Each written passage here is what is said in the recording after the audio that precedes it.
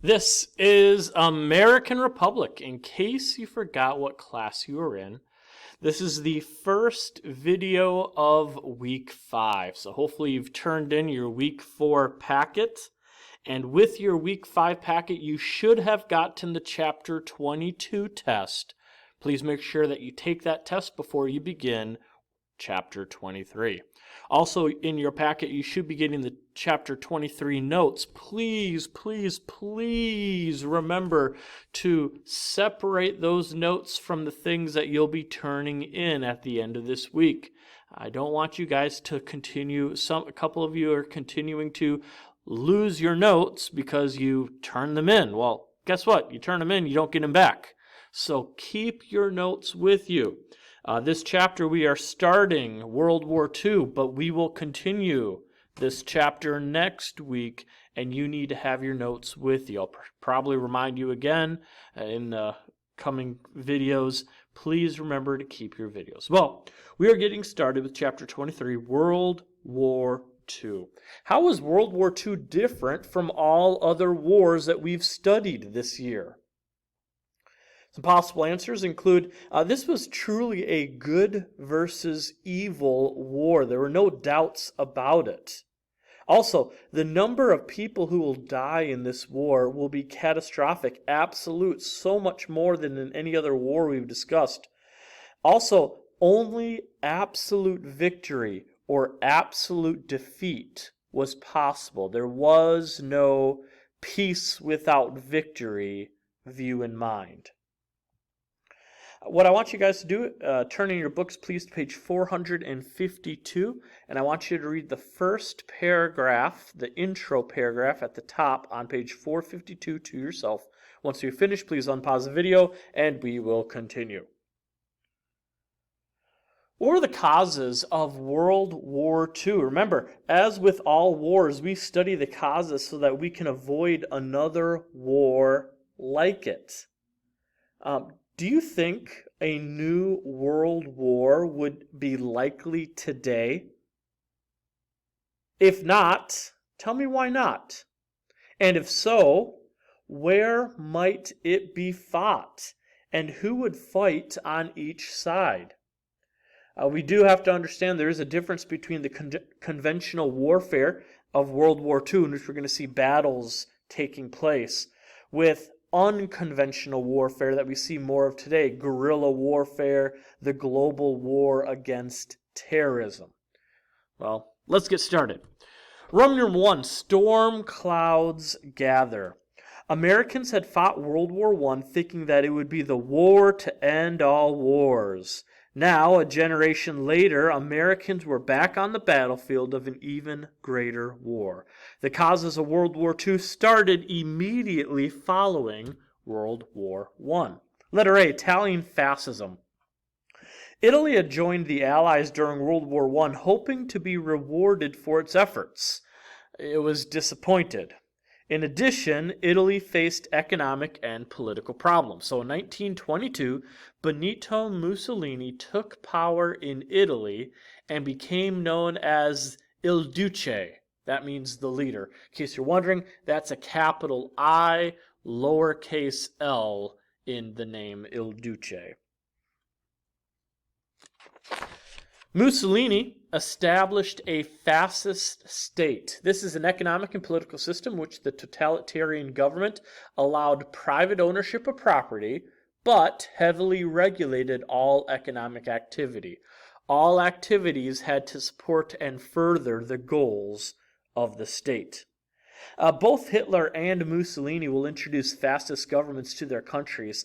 Fascism combined belief in the superiority of one's own ethnicity and nation with the belief that the state should control much of life in order to ensure national unity. Fascism is opposed to classical liberalism with its emphasis on individual liberty, and communism, since the class warfare of communism disrupted national unity. Fascism had precedents in history. Earlier societies and philosophers had promoted the state over the individual. In ancient Sparta, men were taken at an early age and placed in military training schools. Individuals had greater loyalty to the city-state than to their families. In the 19th century, the German philosopher Hegel argued that a person was important only as part of the state, not as an individual. Another 19th century philosopher, Nietzsche, promoted fascism through his belief that man could become perfect by forcibly exerting his will. Fascism succeeded in Germany and Italy for a number of reasons. In both countries, charismatic leaders inspired the people and used propaganda to promote fascism. Also, the depressed economic conditions in both countries made the people more willing to accept change. And in the case of Germany, the harsh conditions set by the Treaty of Versailles after World War I caused the German people to blame others for their problems. Fascism exerted strong central control over all economic and social activity of a country. The government did not actually own businesses or industries. Private ownership continued, but it told owners how to run their operations for the greater public good and taxed them heavily to achieve the government's goals. The government also maintained strict control of the educational system and process. From a biblical standpoint, fascism misunderstands the source of evil and the source of salvation. The result is injustice. For fascists, the great evil is the holding of power by ethnicities or nations other than one's own. Salvation is found in a strong state that promotes the value of the ethnic group and the power of the nation. By seeing the evil as something other than sin and salvation as something other than what Christ provided, fascist governments inevitably violate the primary purpose of government, justice. They do this by suppressing rival ethnic groups or any other sphere of society like religion that may rival loyalty to the state. Mussolini made many changes. He started military groups across Italy, most notably his black shirts thugs, who ensured that his wishes were carried out. The school system taught children their duty to the state. Mussolini maintained his popularity by building efficient railroads and major highways, providing houses and lands for 60,000 peasants, and making other improvements. He promised to restore Italy's glory and establish a second Roman Empire. Italians admitted that Mussolini took many of their freedoms, but they also noted that, as they said, he made the trains run on time. He achieved military success by capturing Ethiopia and Albania. Tribesmen with spears and rifles faced Italy's modern war machines. The world opposed this, but only watched. The League of Nations failed to punish Italy, and Mussolini became emboldened. Letter B, Japanese militarism. Japan's industrial and military power had been growing since the turn of the century. In 1931, Japan conquered China's Manchuria and desired world power recognition. Manchuria is located in this part of China. The Japanese military leaders believed that the U.S. threatened Japan's growth and that Japan should gain control of the trade and resources of East Asia. When Japan invaded Manchuria, the U.S. asked the League of Nations to do something, but again, little was done. The Flying Tigers was an American volunteer group.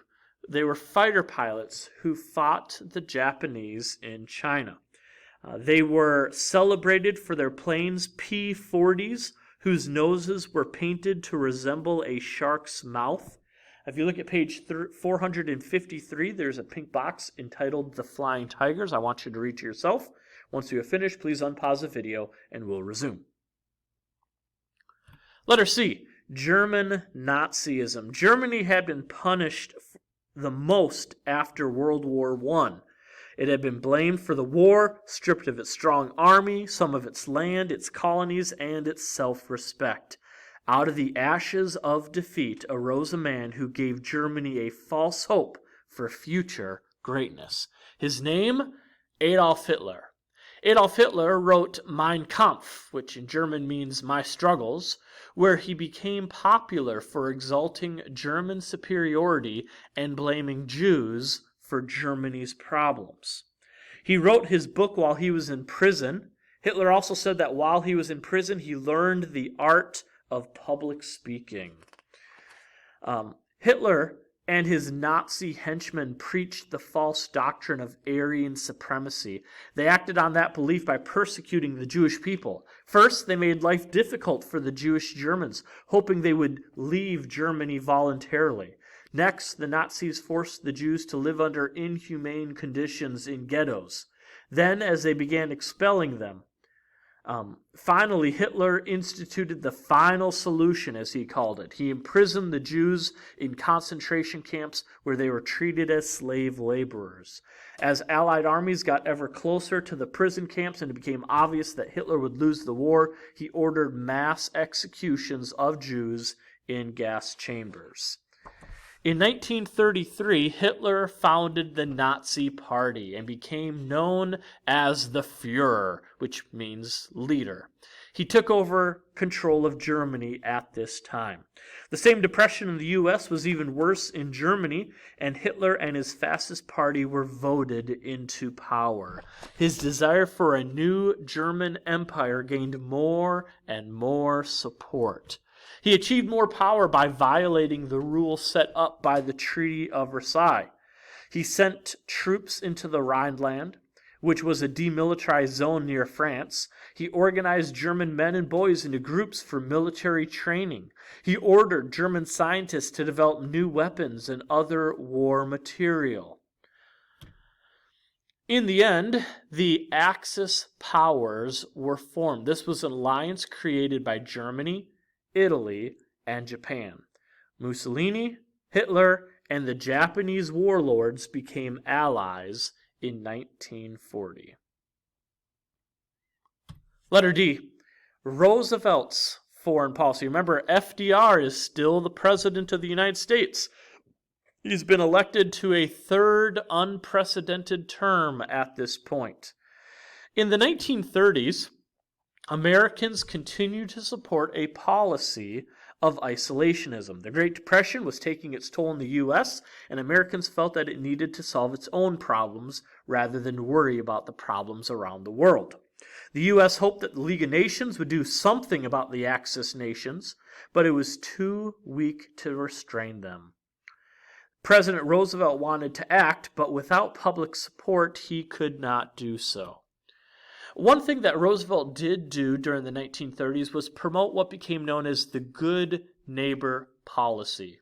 Actually, it was introduced by Herbert Hoover, and it was continued by Franklin Roosevelt. It was a U.S. policy that allowed Latin America to handle their own affairs. Remember the big stick policy of Theodore Roosevelt, or the dollar diplomacy, or the moral diplomacy? Well, that had all met with mixed results. And so Herbert Hoover and FDR promoted a new policy, the Good Neighbor policy. Rather than marching into Latin America whenever a problem arose, the U.S. would allow those countries to deal with their own problems. Latin America had become suspicious of U.S. intervention, so the Good Neighbor policy did much to improve relations with them. So, what can we learn about the causes of World War II?